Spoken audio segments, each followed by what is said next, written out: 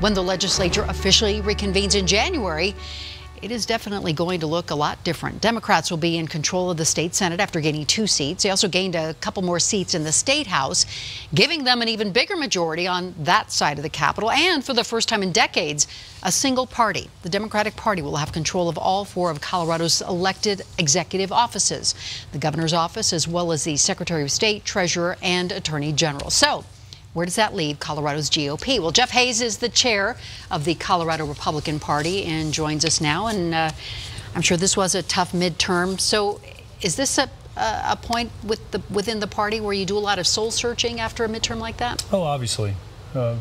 Famous football coach Woody Hayes said there's nothing that cleanses the soul like getting the heck kicked out of you. He used a little bit different terminology, and so we're using this opportunity to look inward to make sure that our internal processes are good, that we fix and improve as many things as we can possibly get our hands around. We're also looking at areas where we can gain greater influence, maybe some gaps where we have not fulfilled our obligations, and so yeah, we're taking a very introspective look. So after a night like that, how do you gauge your gains and your losses? Where do you see, maybe where you missed out on some things? Well, there's activity and there's productivity and there's recognition, essentially, and those are the goals that you have.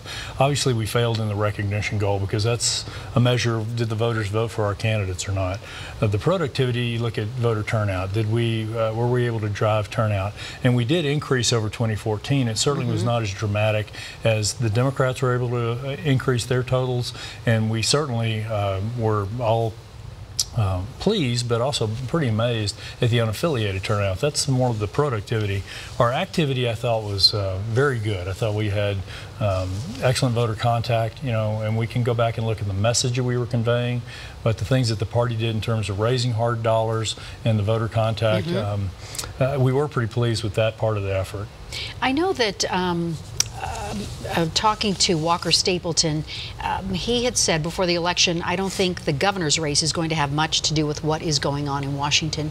Do you think that ended up being the case? No, I think Washington had a tremendous impact on our election. It gave the Democrats and some of the left-leaning unaffiliates a passion to turn out and to vote against us. We're still diving into the numbers and doing some interviews of voters who we thought were going to turn out for us, but who didn't. And so I think that's going to be an interesting finding. We're not really ready to talk about that just yet, but we are going to try to find out why didn't the Republicans turn out for us? Because I know he was focused on health care and education, and those are the two. I mean, in fact, both candidates for governor were focused on those 2 issues. So the messaging was there, right? I think the messaging was there, but there's also a vehicle, and that really translates to money.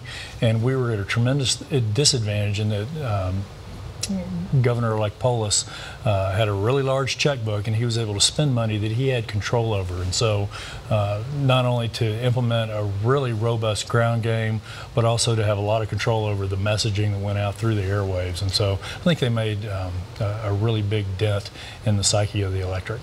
So as we look forward to January and what happens in the State House, do you feel like the Republican Party just kind of throws their hands up because the Democrats can do whatever they want to do, right? No, we're going to be the loyal opposition. We're going to point out ways that we think that their logic is flawed and where their policies are flawed and how we could do better. And that's going to be part of the messaging, because we have another election. We're not giving up. We're going to recruit, and we're going to train, and we're going to craft our message in ways that reflect our policies. We believe in freedom and smaller government, but we also believe in creative solutions to the problems that face Coloradans.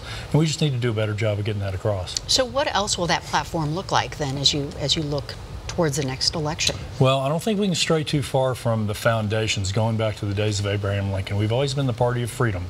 And it's always a tightrope between giving people freedom and then giving them things, and that's kind of the push-pull between our 2 parties.